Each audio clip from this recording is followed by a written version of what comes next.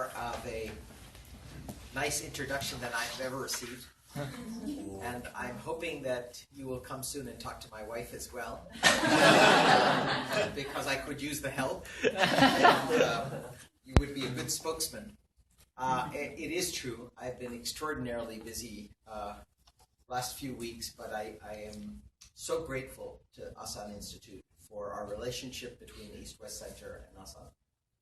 Some of you will know that we have had a ongoing relationship.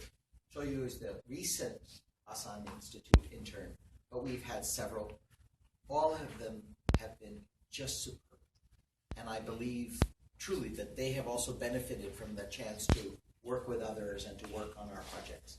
So I know some of you will not be at the East-West Center, but I would hope that you will ask your colleague questions and also interact with our website, come to our programs, read some of our publications, etc. Second thing I want to mention is that one of the flagship projects we've done with Asan is this Korea Matters for America project, which is part of our Asia Matters for America project. So we look forward to an ongoing relationship.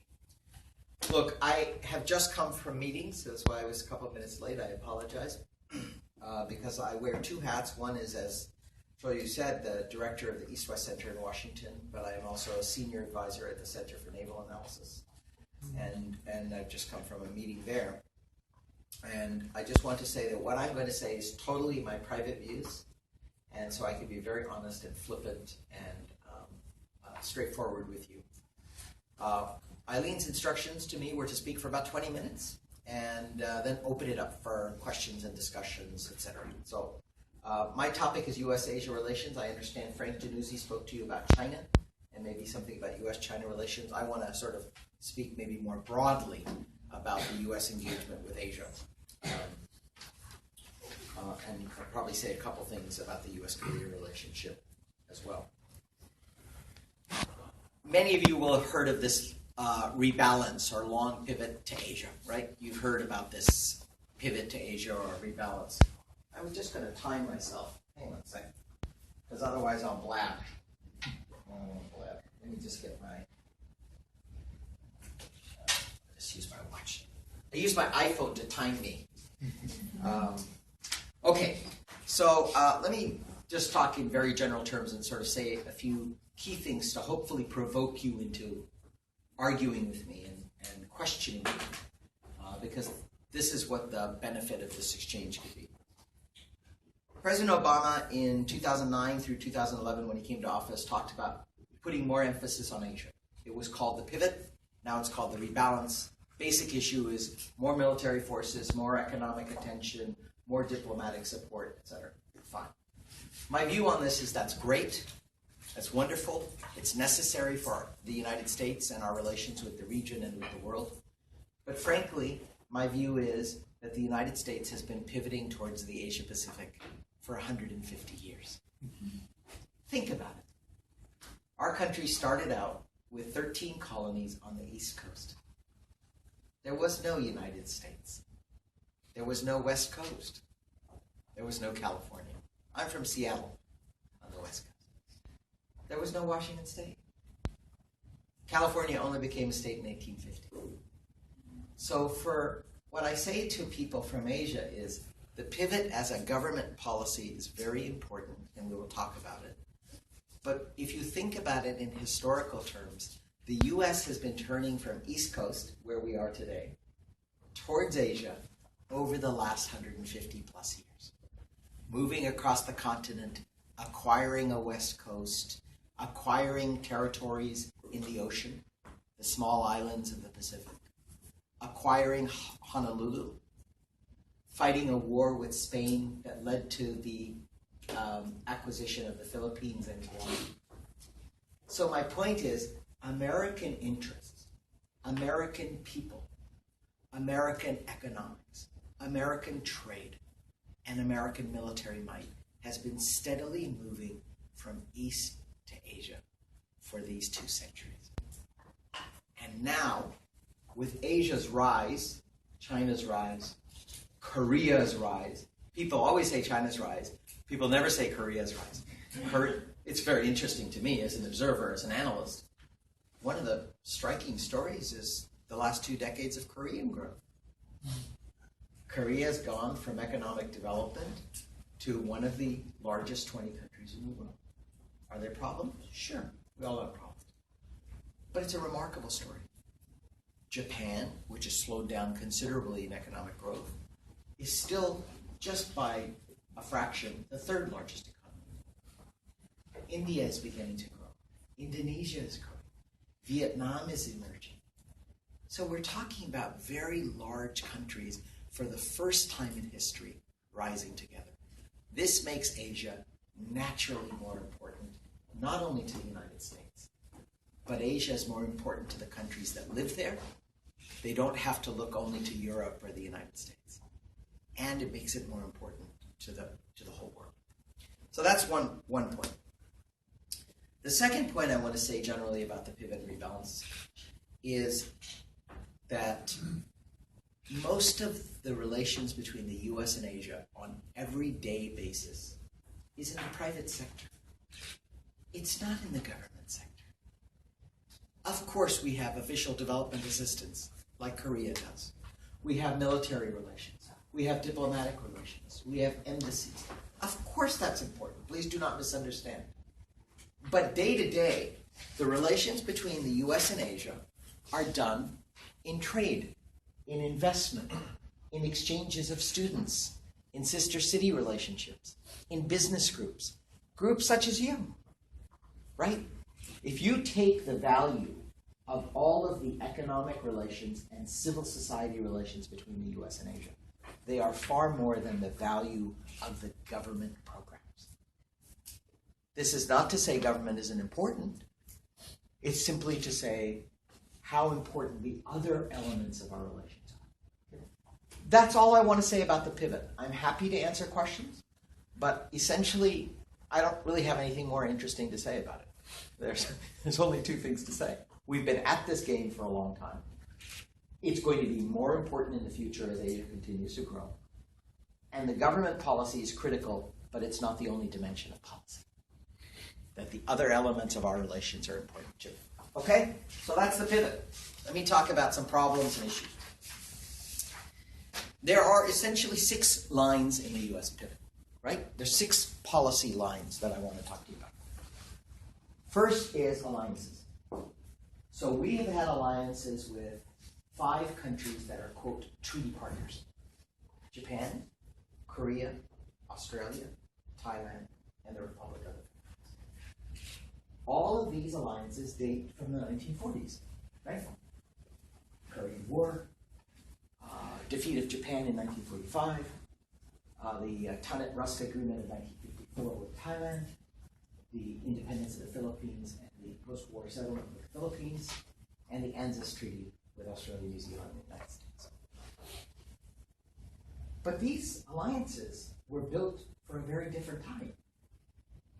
They are to confront threats like the Soviet Union, which doesn't exist. They were situated in different political contexts and economic contexts when Korea was not rich, when Japan was completely poor, when Australia was a relatively rich country compared to its neighbors, when the Philippines was quite poor, and when Thailand was quite poor.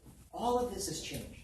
So the first element of the pivot policy is to redefine our alliances, to modernize them, to adapt them.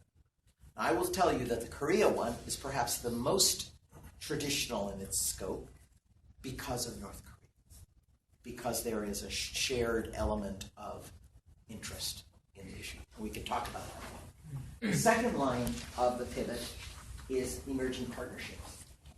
So, as I mentioned, the rise of Indonesia, the emergence of Vietnam, the emergence of India, Malaysia, all of these countries that before we could not have the opportunity to have as developed relations, suddenly are in the marketplace for new relationships.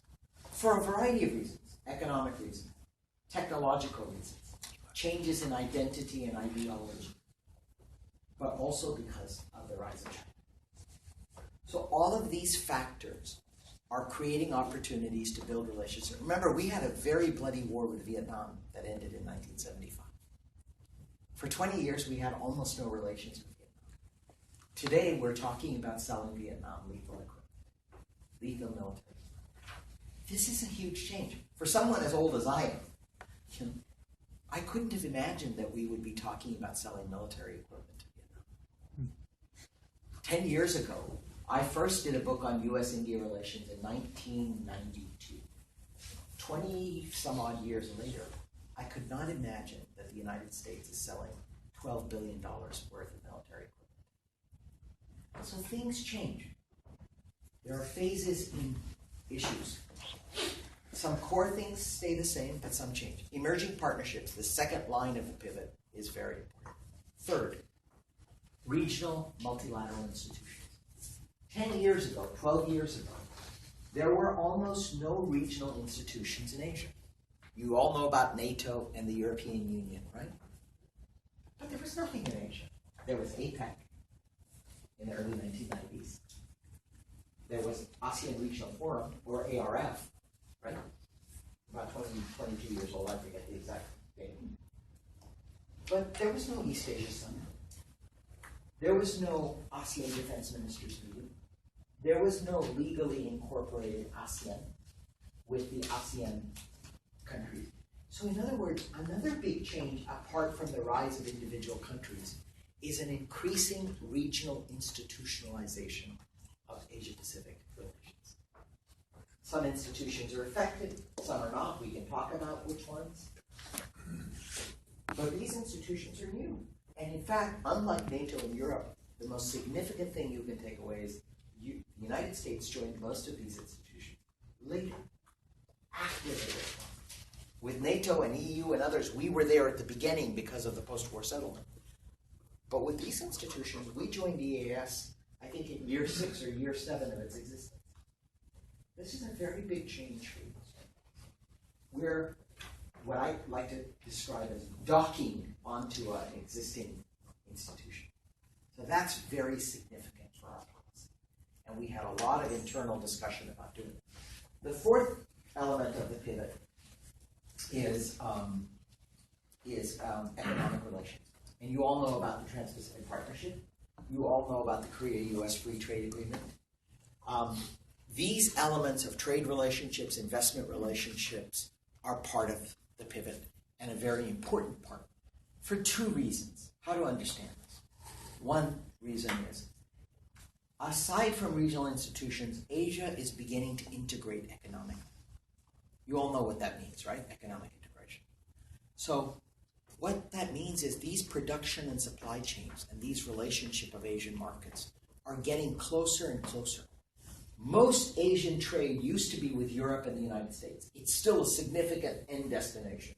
But increasingly, in the production and supply chain in Asia, Asia is beginning to trade with each other. We send these parts to Malaysia, this raw mineral comes from Australia, we assemble it in China, we ship it to the EU. All of those kinds of trading networks are being built in Asia. And that's altering the nature of the economic space. And it means that if the U.S. is not involved economically, it's going to be very difficult to justify a military and security. Not only to the people in the region, but to the American taxpayer. Right? If Asia creates rules that keep the U.S. out of the region, we're not going to be able to engage the region. So we have to think about this. The fifth element of our pivot to Asia is defense posture. As you know, very well know, we have about 30,000 troops in Korea. We have about 46,000 troops in Japan. But it is not possible to keep troops in large numbers in major places concentrated like Okinawa and elsewhere. It's not possible. And it's maybe not necessary given the change in technologies and given the other options. So one of the things we're trying to do is move forces away from Northeast Asia and big bases and big concentrations to have more opportunities to engage militarily throughout the region. So in Southeast Asia, littoral combat ships that we're going to rotate out of Singapore. the new defense posture agreement with Australia to rotate 2,500 Marines off the top of Australia at Darwin. The new agreements to use facilities, I said Australia, Philippines, negotiating what is called the Enhanced Defense Cooperation Agreement, EDCA. So as you can see, we're systematically trying to expand the number of countries with which we have these kinds of military agreements. Plus, we are beginning to link our alliances. Remember I said we had 5 alliances after the war? Used to be these alliances were stovepipes or pillars. U.S.-Korea, no relationship to U.S.-Japan. U.S.-Japan, no relationship to U.S.-Australia.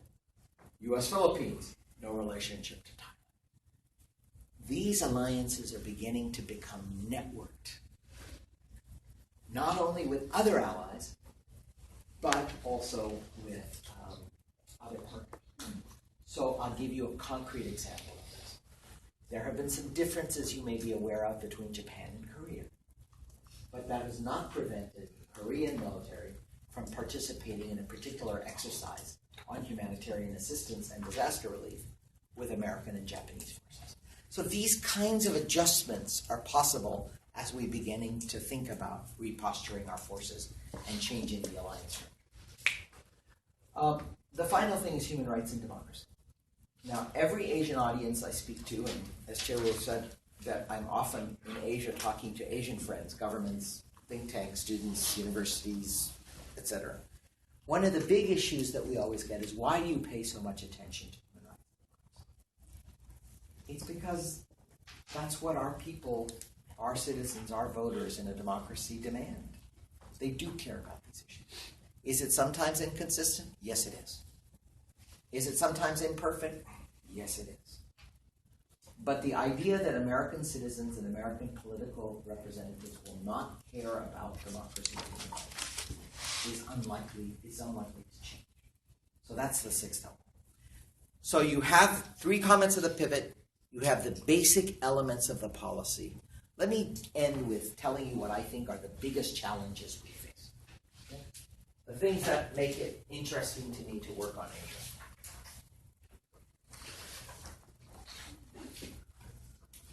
The first challenge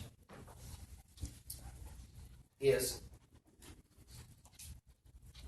there are essentially 2 views to deal with Asia. This is very crude. I mean, obviously no one is this simplistic amongst my colleagues or the government, but kind of 2 crude views. One is we have to get U.S.-China relations right? If we get the U.S.-China relationship is the most important relationship in the world, in Asia. If we get U.S.-China relations right, we can manage Asia together. This scares the heck out of our Asian friends. Right? They don't want a G2. Our friends in Seoul, our friends in Tokyo, our friends in Manila, our friends in Delhi, our friends in Bangkok, they don't want a U.S.-China common union. As I say, I always joke, they want it a little bit like Goldilocks. Do some of you know the story of Goldilocks about the porridge? Not too hot, not too cold. That's what Asians want for the U.S.-China relationship. Not too lovey-dovey, not too hostile. If it's too hostile, Asians have to make a choice. If it's too lovey-dovey, they don't get any choice. Right? So as I say, they want the porridge just right. So that's a balance. That's a big, difficult thing to do. How do you get China right? Right? But there's another approach to managing U.S.-Asia. The other approach is to focus on U.S. alliances. And I'm going to be very controversial and get myself in all kinds of trouble because you're going to tell other people, well, this joker came in here and said, all Republicans focus on alliances and all Democrats think about China. Well, I'm just going to say it. Because it's kind of true. It's kind of not entirely true, of course. My Republican friends and Democratic friends are both much more sophisticated than that. And it's generally true that our Republican friends in my country think alliances first. Japan, Korea, Thailand, Philippines, India, etc. We get those relationships right, we can manage China. Right? Because then China can't move if we're all together. So that's what's important. That's challenge one. Right? You can understand the challenge, right? Getting both of these right is difficult. Getting them both right with each other is very difficult. You know what the second problem is? The second problem is, for the first time in history, none of our Asian friends have the U.S. as the number one trading partner. Right? So what makes it doubly complicated is, for most of Asia, China is their emerging number one economic partner. So many friends in Asia say, you Americans, we don't have to worry about you, because we have to make sure we get our relationship with China. But our Chinese friends have been very helpful to us recently. Again, I get in trouble for saying this, because China has been so aggressive and so assertive that it's made many friends in Asia say, yeah, we do a lot of business with you. But maybe you can stick around, Uncle Sam. Maybe you shouldn't go too far away. Maybe not too far. Get off our bases, reduce the footprint, reduce the number of troops, but don't go on to the other side of the Pacific. So that's happening too. That's the number two challenge. How do you manage the economics of geopolitics? It's fundamentally different from the past. And it's going to get more complicated. The third problem we face is the expectations of our alliances. Right? Japan and Korea don't get along. China and Japan don't get along. India and China don't get along. My basic assessment, and I've written it in a piece for CSIS if you want to look it up, is the following thing. It's a little complicated because I'm not a very clear thinker, so let me try to explain what I said. U.S.-China relations and U.S.-Asia relations are better. They are more good than China-Asia relations or intra-Asia relations.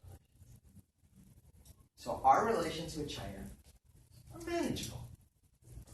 We have differences, real differences, but they're manageable, right? We get along, we make deals, we negotiate trade agreements, we negotiate military agreements, we have competition, we have disagreements on human rights and democracy, but they are manageable. And may I just say this, in my lifetime, U.S.-China relations have been far worse than they are today. You have to remember that from October 1st, 1949 until 1972, we had no relations with China at all. You will recall that we did fight China in the Korean War. You will recall that China was on the opposite side of our activity in Vietnam. So compared to my lifetime, the U.S.-China relations today are not, they're problematic, but they're not horrible. We're not at war. U.S.-Asia relations, people say, oh, this isn't right with Korea. This isn't right with Japan. This isn't right with India. Yes, that is true. We have imperfect relations with all of Asia. But can I remind you that in my lifetime, we did not have relations with much of Asia. No relations with Vietnam. No relations with Cambodia. No relations with Myanmar. No relations with Laos. So compared to that, today, our relations with Asia are pretty good. China, on the other hand, is having lots of disputes with its neighbors. Japan, Korea, Russia, India, Southeast Asia.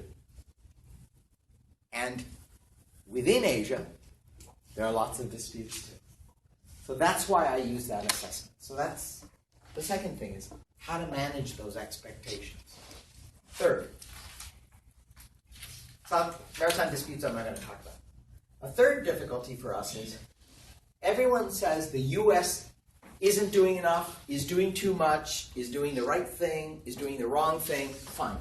Forget the United States for a minute. It takes two people to dance. And Asia is the other partner. Asia has a lot of limits too. Some Asian countries want to be friends, but they don't want to say they're friends. They want to do something secret. There are countries you can think of in Asia who want a good relationship with the U.S., but for domestic, political, and other reasons, don't want to talk about it too loud. That's a constraint. There are constraints amongst Asian countries who don't want to do economic relations with the U.S. for their own domestic reasons. There are countries that have human rights and democracy problems. Take the issue of Thailand. That places a limit on what we can do. So it's not only the U.S. Another challenge for the U.S. is how to deal with what's going on in these Asian countries. These are sovereign, independent countries. They place limits on what we can do too. We can't do everything we want. This is the funny thing about being a superpower, or a quasi-superpower. You don't get your way.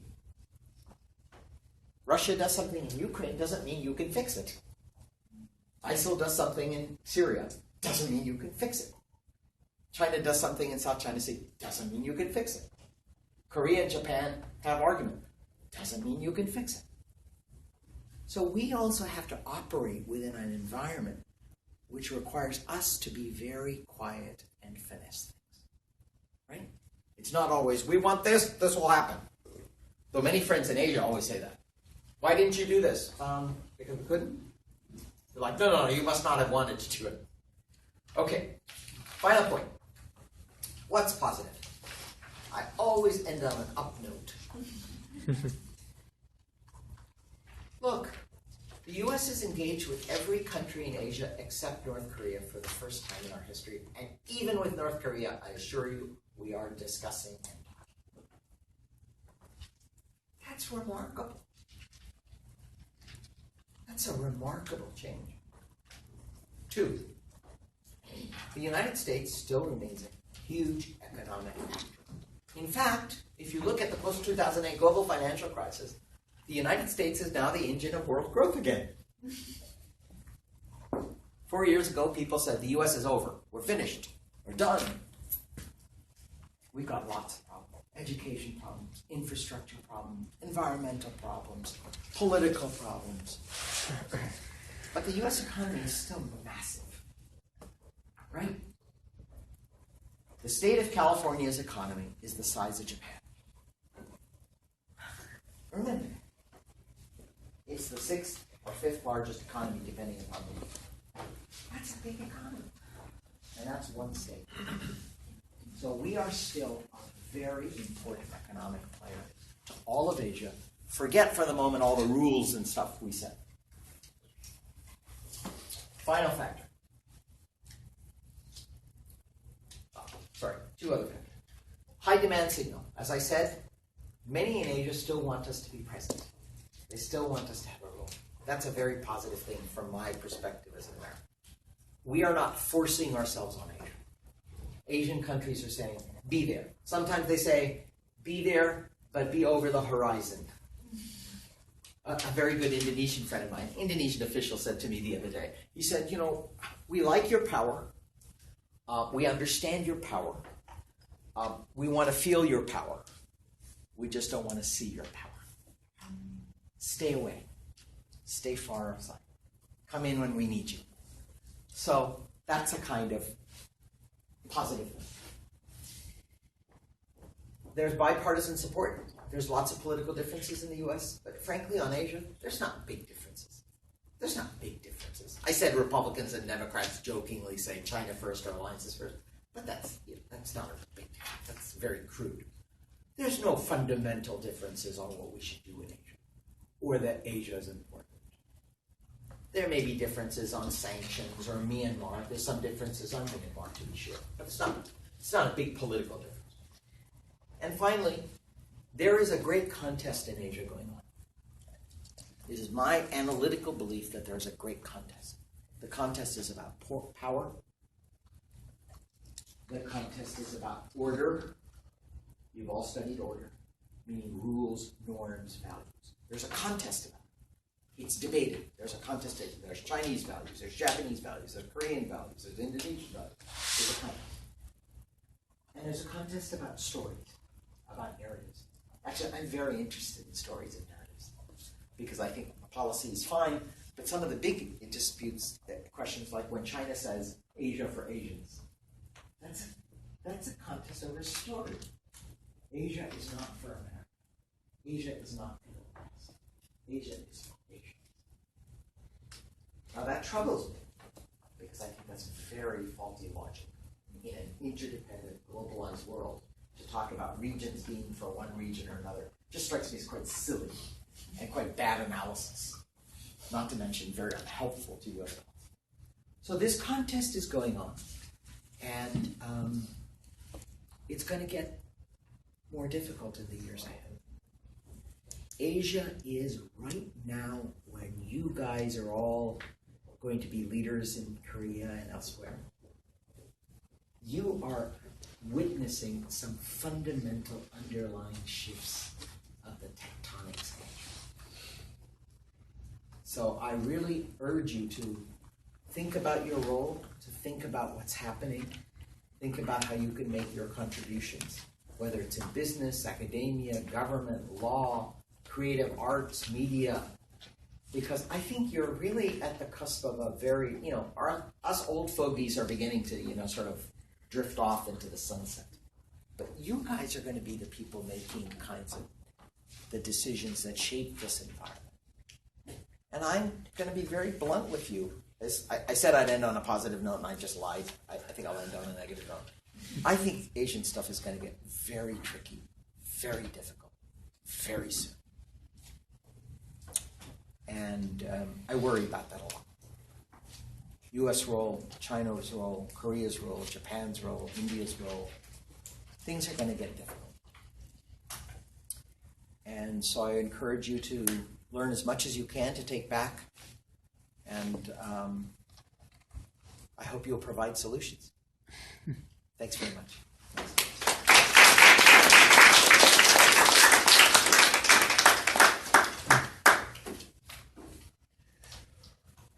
How do you do this? Questions? Yes. Comments? Eileen? Questions or comments? You guys know. I know you're not shy. I know that. At least the last group I spoke to was not shy. Yes? Maybe this could be a silly question, but when you mentioned about U.S. policy about defense, Yes. on its alliance or in other Asian countries, I always wondered why defense on another region is very important to U.S. So could you explain it more? Sure. If I understand your question, why is it important for the U.S. to defend Asia? Yes. Sure. One is historical. We began to acquire interests in Asia, as I said, economic interests and other interests. So having a security ability to protect those interests. For example, we don't want to be in a world in which Asia is closed to American business. We have interest. So that's very crude interest, right? Second reason historically is that because of the way in which war evolved, Korean War, U.S.-Japan, U.S. World War II, and U.S.-Japan War, we began to take on security commitments in agreements with bilateral agreements, like security treaty with Korea or security treaty with Japan. So I think it's very important that we honor those agreements. And if we're going to change the agreements, which is okay, if it's mutually agreed upon, we can change the agreement. Think of the case of the Philippines. The Philippine Senate decided to throw American troops out. We left. That's their choice. One base got destroyed by a volcano, and there was a Senate decision to throw us out. We left. We can't stay if a democratic country takes a democratic vote to send U.S. troops out. So third is, I said, first, economic interests and our interest with the region. Second, the promises we made in these bilateral alliances. Fourth is that if the U.S. departs, we are quite certain, and I think it's undeniable, that all the countries in the region will begin to have an arms race. If that arms race develops, it poses threats to the United States.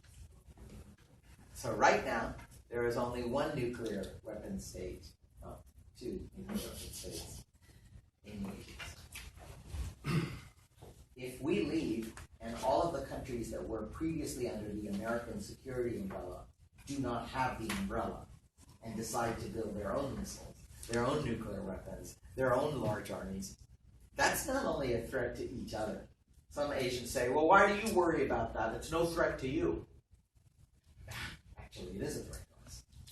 Because if everyone is competing to build long-range missiles and nuclear, how do we know that someday, 20 years from now, 30 years from now, 40 years from now, 50 years from now, those countries won't decide to threaten the United States? It's in our interests to provide a security. This is not NGO work. This is in our interest. So those are some reasons I would offer you as to why we have a defense committee, why we have a military role. The final reason is, I said, people in the region want us to have a military role. The funny thing about U.S.-Asia relations is that most countries in the region are trying to have us be preeminent.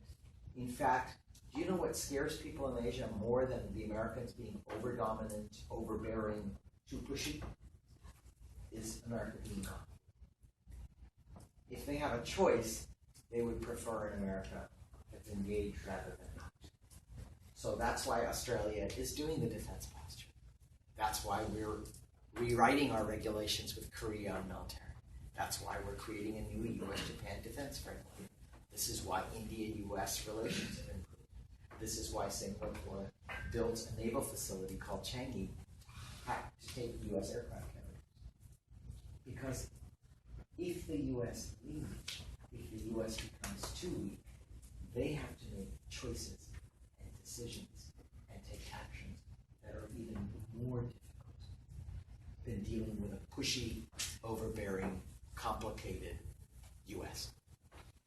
Does that make sense? I don't want to be accused of being a rightist, so let me be a leftist. Then I'll come back to it. Hi, I'm Song Kim, and thank you for your lecture. And can you elaborate more about that, like bipartisan issue on this, like people to Asia? Because you said even though there's no fundamental difference between Republican and Democrat, but you said Republican is more to alliance of Asia, and Democrat is more to China. And I want to get more explanation about that. Sure. Especially for Democrat, and why they are have more attention to China. And do you think this people to Asia is just kind of sustainable in the long term in U.S. policy? Because I think this issue has got a spotlight from Obama administration, and there will be an election in next year. And do you think there will be still kind of very good attention or some interest in this Asia issue as they mentioned it naming as a people to Asia and this kind of policy? Thank you. Terrific questions. I spoke, as I said, kind of jokingly about Republicans, Democrats.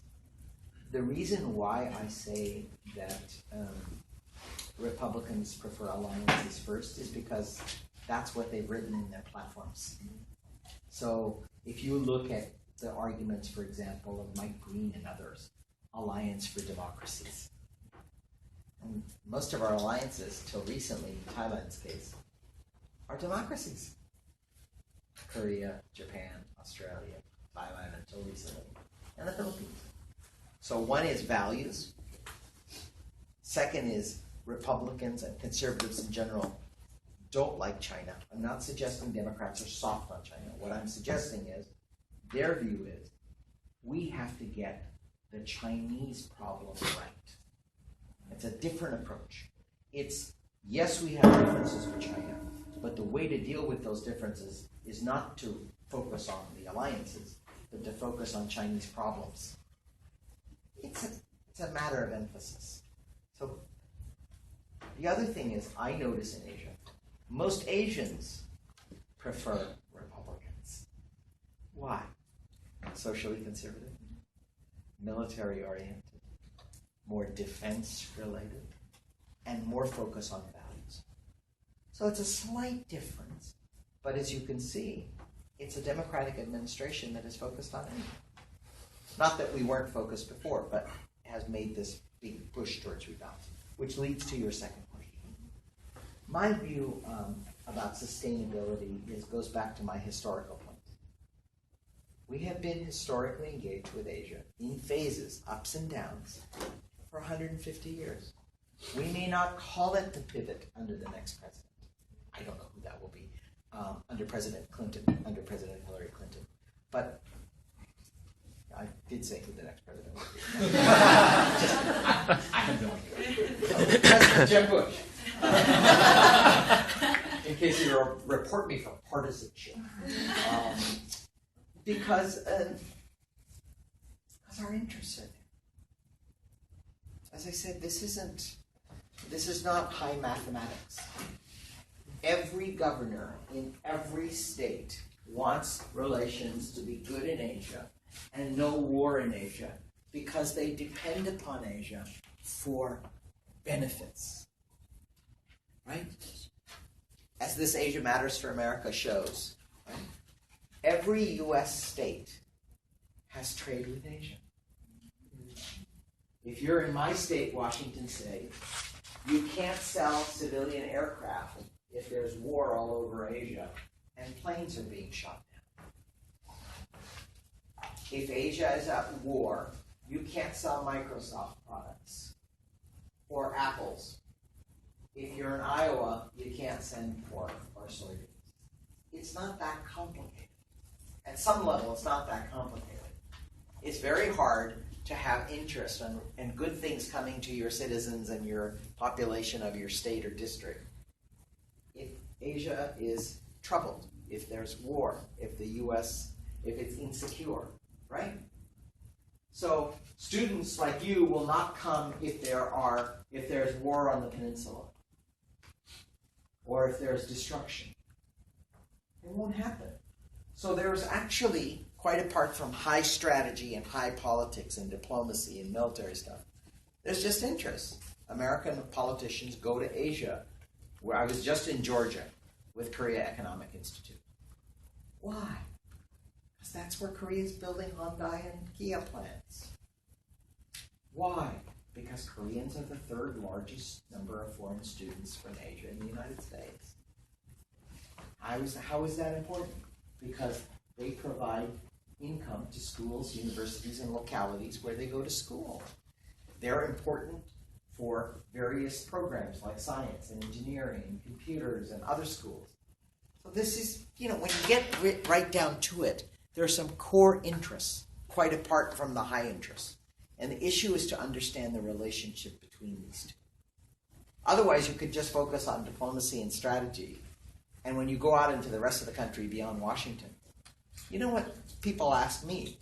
I was in Maryland the other day, in the Eastern Shore, talking at Washington College. Well, Maryland exports about $800 million worth of things to Asia. So they're interested in Asia because it provides jobs. Just as the Korea-U.S. Free Trade Agreement was criticized or supported because of the economic impact on the lives of Koreans. You want beef, you don't want beef. You want certain products, you don't want certain products. It'll hurt your car industry, it'll help your car industry. These are legitimate issues of debate, but they're debates about real, tangible things, about people's lives. It's not just the big strategy, which is what I work on, but I always tell myself, yes, that's important, but if you're going to explain it to the people, you better explain it to them why they should care. They don't understand force posture. They don't understand basing at Okinawa.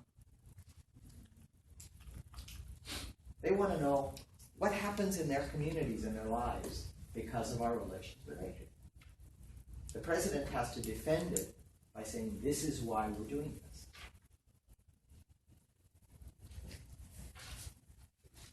Yes? Yes, I have a question about U.S.-Japan alliance. Yes. As you said, in Asia there are many problems. China is one troublemaker, and I think Japan is not a big troublemaker in Asia. And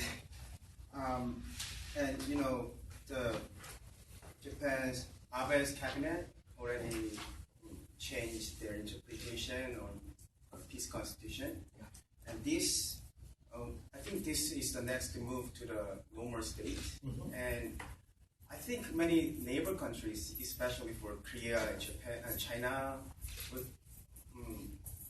are worrying about whether Japan will retake the road of remilitarization. So, my question is the U.S.-Japan alliance, whether, because this alliance has two functions. One is support Japan, and one is constraints Japan. Right? And so, whether Japan is, whether this alliance is preventing Japan from remilitarizing, or Japan is just hide behind under this cover and just waiting for a time to go to their so-called remilitarization step. So I want to listen to your view on this. Well, thank you very much. First, for sharing your view of Japan as a problem to its neighbors. I mean, I appreciate, and I've heard this view many times from the region, from some people in the region. And second, I think it's very interesting how you framed it, that the U.S.-Japan alliance, on the one hand, is to protect Japan, defense of Japan. And the second purpose is to constrain Japan. Now, you'll recall I said one of the goals of the pivot or the rebalance is to modernize alliances. So this is kind of goes perfectly into your question. You're quite right. You're quite right. The U.S.-Japan alliance has had the dual function of defending Japan from the Soviet Union and others. And it has had the purpose of constraining Japan. We can't lie about it. I mean, it's true. It had certain constraints. It made Japan not have to make the choice about normalization. But I think that's a very old view of the alliance. The new view of the alliance is a Japan that's still defended, but is working more and more closely with the U.S. and other allies in the region to address security challenges. In other words, it's not just defense or just constraint. It's a more activist. I think it is my personal view, my judgment, that Japan is very far from remilitarization in the kind of essence that you're thinking. Japan has an incredibly capable military. I think Japan could deal with China today by itself. It doesn't have to have the US. That's my assessment. I'm not a military. I think what is more important is that Japan is moving in a direction where it wants to make security contributions, but under the umbrella of the alliance. It will never be perfect. Japan will seek to do things that we don't want to do, or we don't want Japan to do. Japan will not want to do some things that the U.S. wants it to do. And in fact, if you ask me, my view is that there is very little support in Japanese society for a militaristic defense posture, activist role. Very little interest. In fact, I make this prediction to you, and you can come back here and tell me how I was wrong. I make the prediction that Mr. Abe will not succeed in moving the militarization element very far when he rewrites the legislation in the document. And in fact, you will hear in 1 or 2 or 3 years some American frustration that Japan is not moving far enough towards normalization. That's my prediction. Right now, Japan has a very, very strong military. So the question isn't having a military or remilitarizing. The idea of Japan taking offensive military action. If we're living in that, then the whole world has changed. then let me give you an analogy. I love using this argument. People say, Japan is going to go nuclear. It's going to have nuclear weapons. And it's going to say, America, world, we have nuclear weapons. Now, I don't think Japan is going to do that. Very far from it. But let's say it does. Okay? Then can I just suggest to you that your problem is not Japan having nuclear weapons? Because if Japan is going to do that openly and publicly, you had a lot of problems before you got there. China attacked Japan. The U.S. retreated. The U.S. was not in Asia. The U.S.-Japan alliance is broken. Japan got no help from anyone else in Europe or in Asia. A lot of things would have to happen for something dramatic like that. So your problem would be the end state, not all the things that happen. Japan won't wake up one morning and go, oh, by the way, we have nuclear weapons. It's not going to happen. Yes? Yes. I kind of agree with that. Japan will not have a nuclear weapon. I'm sorry, you agree or do not agree? Agreed. You agree. Yeah, I agree, but not. I think that's not the case in China. So, like the fact that Asian countries don't want like U.S. not to be a superpower is because that we don't want a change. And we don't want a war. Like simply, we don't want a war, and we don't want arms ready to fix it because it's just a chicken game. But I think there comes a change, and there will be a change.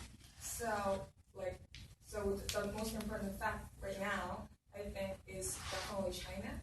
And you mentioned that the China-U.S. relation should be right in terms of this like importance, right? And then but it seems like China and U.S. is kind of going into some rivalry relation, like it feels like, because in kind of defense terms, they are definitely starting. It seems like they're starting to get an arms race. Even in economical terms, like TPP is going on, like it's, but not with China, and China is also running the RCEP, like without like America, and they are like running an Asian alliances on their own self. And I don't want to make this like real big huge like distinguishment, but still, it seems like there could be a change in the near future. So I want to ask that, like, what do you think how it should be for America to deal with like Chinese like Sino-American relation? And if we like think about the worst, then what could we do and what could Americans do? Because you made a like really thoughtful, insightful inspection about the present and the past. But I want to listen to your like future inspection and expectation. My expectation is that U.S.-China competition will continue to grow, but will be managed, because there's a fundamental difference between the competition between U.S. and China and U.S. and Soviet Union. U.S. and Soviet Union had no trade, no societal relations, no interactions, no anything. All we had was a contest that was managed at the military level and at the nuclear level. China has 350,000 students studying in the United States. China's #1 destination for exports is Europe and the United States. I assure you that if TPP goes through, and I don't know if it will, I'm getting, again, less optimistic. I was optimistic for a while, now I'm less optimistic. We'll see. Next week, if you ask me later this afternoon, I'm not optimistic. I know I'm throwing some negative stuff here. No. You should throw a negative thought. You should challenge the assumptions. My sense is competition will grow, but will be manageable, #1. #2, the China-U.S. dynamic is very different from any other dynamic because they depend on each other. You know, I always joke, it's not that U.S. and China are pointing a gun to each other's head. You know, it's not an old-fashioned, we're in America, so we'll talk about duels, Western duels, you know. They're not two cowboys aiming a gun at each other. They're aiming at each other, at themselves. If you don't shape up, I'm going to shoot myself. Right? People say, China will take all the bond holdings out of the U.S. that they own because they are leveraged over the U.S. Well, if China does something like that, who will suffer most? The U.S. can sell bonds to anyone. The largest export market for China will collapse. That's more problematic. So those are some arguments. But please, I mean, you don't agree. But Yeah, wasn't the same like before World War II? Because all the European countries also like depend on each other, but still there could be a war. So lots of differences. Let me offer some differences for integration. Democratic and non-democratic governments were much less. In other words, there was a lot less information and decisions were made at the elite level. Second, you had a system of alliances which were quite rigid. Quite rigid. If this happens, we go in. If this happens, that goes. So notice in World War II, those alliances began to break already, pre-1941. Number three, talking about a multipolar system as you had in Europe between 1914 is very different from talking about a bilateral U.S.-China relationship. It's very different. Just because we go to war with China doesn't mean Japan is required to come in. Our Australian colleagues tell us if there's a war between U.S., China, and Taiwan Straits, they won't come in. So there's a very different analogy. The other thing about it is, before World War I, is nuclear weapons change a lot of things too. They make you a lot more cautious about fighting a nuclear adversary. I always say about the Soviet Union, for all of our differences, we managed the nuclear rivalry, even though we got close. We managed it. We found ways out of it. China and the U.S. also. So this is a very optimistic view. So I understand the thrust of your question, but let me remind you what I said. I think things are going to get much trickier in Asia in the next 10 years. But I think you'll be surprised where those tricks come from. They may not be U.S.-China. Could be North Korea.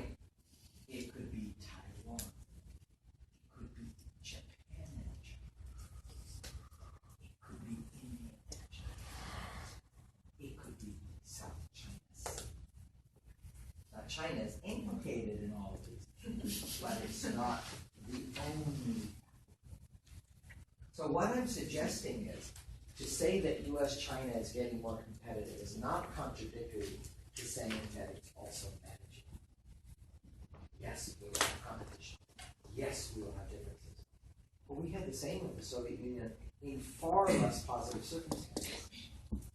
The other thing is, I remain somewhat, again, what does it matter? I'll just say, I remain something of a skeptic that China is going to manage all of this transition well. China has some enormous transition. Demography, environment, a political regime that is fundamentally very brittle, an economy that is still in evolution, is in transition. I don't know. A lot of things have to go right. Perfectly right. They've done a very good job of managing this change over the last 30 years. Incredible. For all of the negative things about China, let it be said that China has lifted several 100 million people out of poverty and given them a reasonable life. That's the fastest, biggest change in human history. But there are still some unanswered questions in the next 10 years. How does Xi Jinping manage the 4th generation and the 5th generation? Does corruption take it out? How does the People's Liberation Army, Navy, and Air Force and PLAN respond to the role of politicians and these new? What about the new little emperors? Let me tell you, China's also extremely pragmatic. China will find a way to join TPP. Trust me. They'll find a way. They don't care about RCEP. They have zero interest in RCEP. China, remember, RCEP is originally a Japanese proposal. It's not a Chinese proposal. The Chinese have only one thing on their mind, the United States. It's not hard for China to jump in the TPP right now because all Not a chance they can jump in now. Not a chance they can jump in. But they'll do a bilateral investment treaty. Then they'll do FTAs with other countries. Then they'll use those to link to the TPP if it gets done. China can be very pragmatic, very thoughtful, as you saw at APEC. Thank you for your answer. I just want to bring your attention back to your earlier comments on the pivot to Asia. He's going to remind me of my comments, so I'm in trouble already. Well, no, but I can agree with you more on what you mentioned on pivot to Asia, because now that I've been here about 6 weeks, I turn on the news and all they talk about is either U.S. domestic politics or the rise of ISIS or the ISIL. So my question was, it seems like the U.S. has a lot of interest in states vested in the Middle East with its closest ally Israel and the protection of Israel and a direct traditional security threat to the United States. If I make this question simple, is it interest in the Middle East with Israel and the Jews, or is it interest in Asia with Chinese, Korea, Japan in terms of their willingness and capability of the United States? Let me just say, for full disclosure, so I'm on the record as having said this, I started out my career as a Middle East person, so it's very close to my heart. I went to write my PhD at Oxford on Lebanon, so that's what I studied. I've never taken a course on Asia in my law school, in college, or graduate school. So it's very deep, and I watch carefully the way that I study it. And here is my sort of two-handed answer. One, these are not mutually exclusive. It's not a choice between the Middle East and threats of Hamas and Asia. We're a global power. We have an ability, maybe imperfectly for sure, to manage our relations with both sides of the world while managing Latin America or Mexico or Europe. So if that's what you meant about choosing that part. The second question I think I understood you having to follow up is about Israel. Now, it's very easy to say that American policy in the Middle East is driven by Israel and the Jews, whether Jewish voting or American interests. I fundamentally reject Israel and the Jewish question, if you will, is part of the package of factors that goes into U.S. policy. In fact, I would ask you to consider something. That the Middle East Gulf Sunni states may be even bigger drivers of our policy than Israel. Think Saudi Arabia. Think Kuwait. Think Jordan.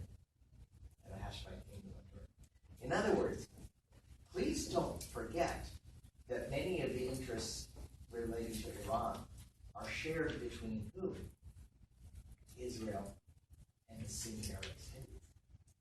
So when you say we're supporting Israel or Jews, remember that is certainly, in my view, should be one of the factors. Protection and defense of Israel absolutely should be one of the interests that drive our U.S. policy. But it is neither the only interest that drives U.S. policy, nor is it contradictory to our interests with the Gulf Sunni Arab states. Iran has these negotiations with Iran are making the Sunni Arab states and Israel very nervous. Does that help? I mean, please argue back if I didn't explain or if I didn't. Well, you don't agree. With your first comment on how it's not mutually exclusive, I guess if you talk in terms of their willingness and capability, in terms of how we can manage both crises at both fronts, I think it's actually that once you have more interest or once you have more efforts within the Middle East, let's say, then you would have to have some kind of you would have to have the Middle East as your priority, while at the sake of at the expense of having Asia as number one priority in the U.S. domestic politics. So in domestic politics, yes, that is true in domestic politics. Right, and I think that's fundamentally related to how it operates in terms of foreign policy as well, because the sense that I have is that it's much drives, or it's much driven by what's happening in domestic policies and how the interests are vested in right here in the States. That's very interesting. I'm trying to think about it, 'cause it's making me think about it. I'm trying to think about. I agree with your premise that domestic politics is very important. Obviously, everything we do domestic is important based on domestic politics, as everywhere. I guess what I would say is, what I see as an analyst is something more striking. That all of this talk about ISIL in the Middle East is not leading Americans to demand war. And in fact, many Americans are reticent about war in Asia and war in the Middle East. The strongest thing I see is that a view that the U.S. should not fight wars. That we've had 15 years of war, as someone was saying on the radio today. So I don't see a domestic interest saying we should turn our backs on Asia. What I see many Americans arguing is these disputes about Senkakus or disputes about South China Sea are not ones we should fight a war over, especially with China. Similarly, there is great resistance to putting American combat troops in Syria, or extending the presence in Afghanistan, or fighting the ISIL in Iraq, for example. So I if I understood, the question is, I'm not sure I see the relationship between the Middle East and Asia. You know, this is but what you raised is a very fascinating question. I was just in Brussels a couple weeks ago talking to the Europeans. The Europeans are convinced that our turn, our pivot, or rebalance to Asia is meant to make Europe less important. Our Middle East friends, our Asian friends, think our emphasis on Russia and the Ukraine and the focus on ISIL, etc., in the Middle East is reducing our attention to Asia. Our Middle Eastern friends think the pivot and rebalance is a way to abandon the Middle East to focus on rising Asia.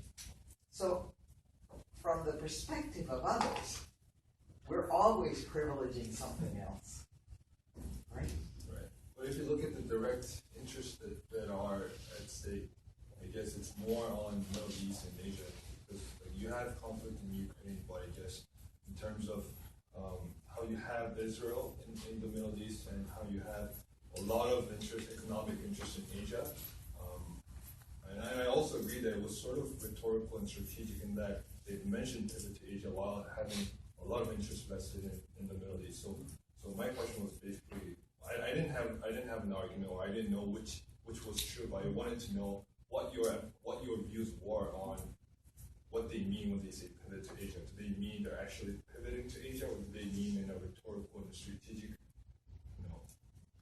political statement? It's both political, rhetorical, and true. We are shifting some resources. We are creating new diplomatic posts. We are closing some embassies around the world in less important places and opening new ones. We are moving some of our military forces to Asia. Some of it is terror. But that was when the threat of terrorism hasn't yet been at the level it is right now. Before the entire rise of ISIS and conflict. I would disagree with you there. I mean, the pivot to Asia was announced when we were in the thick of war in Iraq and Afghanistan. And as you know, we're actually we eliminated forces basically in Iraq, and we may well do so in Afghanistan. So from our point of view, the ISIL threat is nothing like 9/11. It may be, but it isn't a direct attack yet on the homeland. I mean, I think we can go around this issue of paying attention to different regions. But this is one of the points I think maybe someone I made here about globalization. You can't separate it out. Korea, Japan, and East Asia are 70 to 85% dependent on energy resources from the Middle East. Our Asian friends in government are telling us if you get out of the Middle East, we're in trouble. So remember to make the connections. How much imports of oil from Korea come from the Middle East? Most of it. Right. So if the Middle East blows up, the U.S. has enough oil. Korea doesn't. Post Fukushima, Japan doesn't have enough liquid natural gas. If there is war across the Middle East, there will be refugees. Where will they go? To Europe. That will further undermine European stability because of the things you've heard about. Charlie Hebdo, the shootings in Denmark. So please remember, these regions are artificial constructs. They always were artificial constructs. They're even more artificial constructs in a globalized world. Europe wants us to take a role in the Middle East. Who is the second leader of military aircraft sorties in Syria? Does anyone know? France. So remember that everyone has an interest.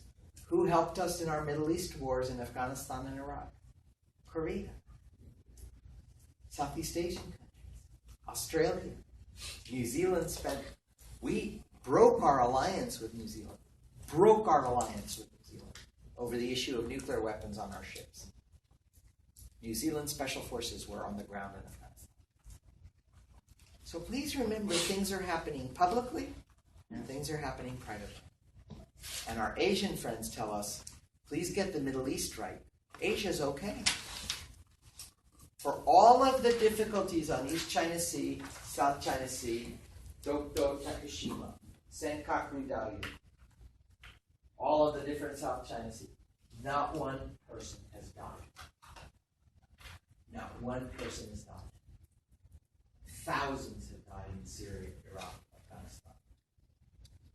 And more are dying every day. So when you put these things on a level and you understand the connection between them, my view would be, the biggest thing I see from your questions, domestic politics, what Americans seem to be very reticent, very concerned about, is more war, more fighting. Look at the latest Economist draft on defense spending. All of Asia is up, all of Western Europe and the US is up. The second observation I make is, what Asia tells us is, yes, please pay attention to here, but not too much attention. Make sure you fix the Middle East because we can't, and we need the energy. Europe says, please don't turn our backs because Russia is threatening Ukraine. But that can wait. Make sure you deal with the Middle East because otherwise, Middle East blows up. North Africa and the Middle East will come into Europe. We will be devastated. That's all kinds of things going on here. Yes? Yeah, but about the things that you just mentioned and the conversation with me, I partly agree with your thoughts that like all the globalization and all the issues are linked. But some like and of course definitely US should like balancing like with this too smartly and cleverly. But what I saw like in this like recent years, like when the Ukraine-Russian like stuff happened and like US didn't do much as far as I saw. And then when there was like war between Georgia and Russia, and when Russia was crushing like Georgia, America didn't go in, and that's what my Georgian friend was kind of had a hostile mind and thought toward US about that. And yeah, it's like US is not doing much. And in my point of view, then what if we have a problem in East Sea or South China Sea? And of course, China is having kind of hostile like relation with Vietnam because China think that like America will not come here and do a war for Vietnam or something. We can do like we can make some problems with Vietnam. So like the positions that America has shown these days, it could be kind of problematic in terms of like controlling and managing their superpower. So what do you think? Why Americans like why President Obama didn't do much for that like Russo-Georgian war and the Ukraine-Russia happening? Sure. I really appreciate that you bringing that up because it's a fundamental issue. Our Japanese friends say to us sometimes, why didn't you support us more on Senkai? From an American point of view, we say, right? We say to our Japanese friends, but we said that Article 5 applies to Senkaku. And remember what I said about managing U.S.-China and managing U.S. allies? I truly think, I'm not an official, so I can say whatever the hell I want. I think we got it just about right. We told the Japanese, to your question about constraint and defense of Japan, I think you'll find this very useful.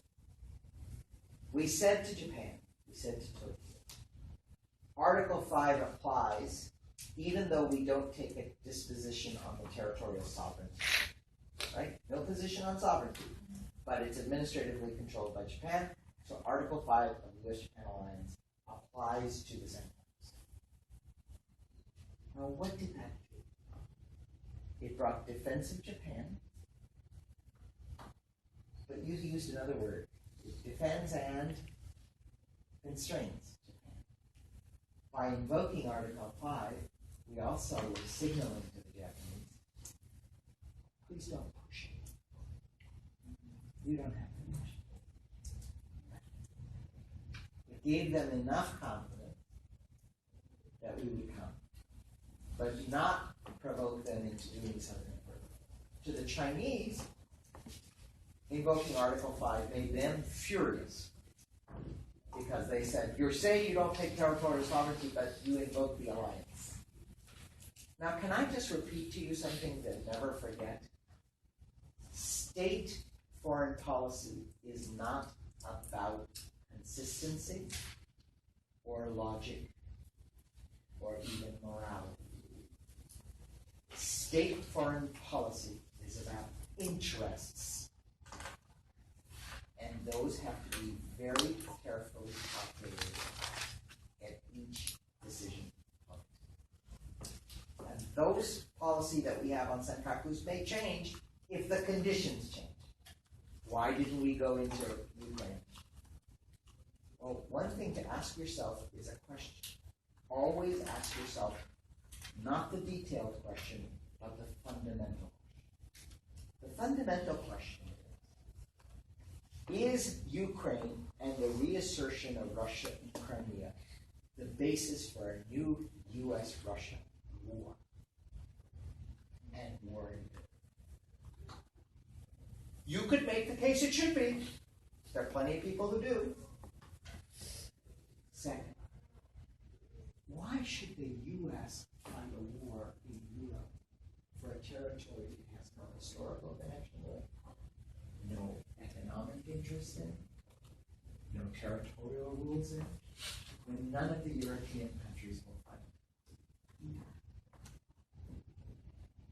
So on Senkakus or East China Sea, I ask myself this question. I'm not interested in the details. Study all the details, legal claims. Basically, I think the Chinese legal claims are shit. They're such shit. What is more interesting to me is the fundamental question. Is South China Sea the most important issue in Southeast Asia? For stability and prosperity. One. And two, is South China Sea the most important issue in the U.S.-China relationship? Is this the issue on which you make the stand? Americans are reluctant warriors. Never forget. Reluctant warriors. We fought, many people said, why didn't we move into Afghanistan well before the 9/11 attack? We fired missiles into Afghanistan, but we didn't invade Afghanistan. We didn't fight Japan until 1941, December 7th. Right? We didn't enter into the European war until Hitler declared war on the United States. We assisted Europe.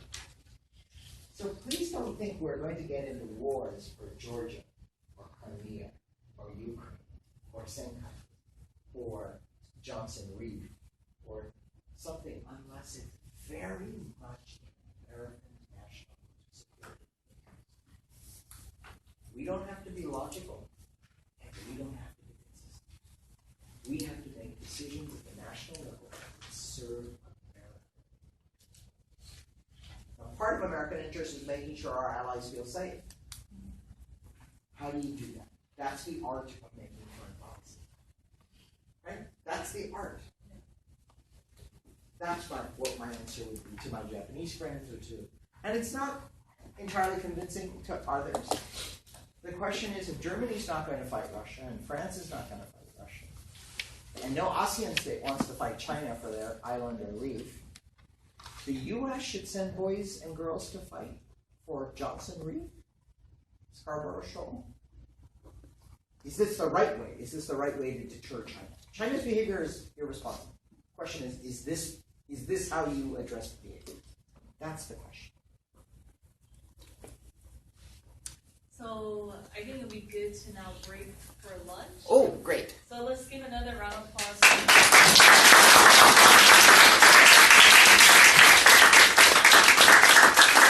I'll let you take a group photo. So Great. how about you guys get on that side and move these and take us to the side and the podium.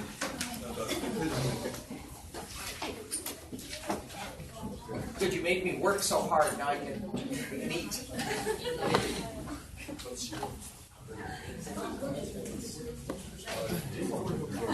Do we need to move the table? Ellie, you want us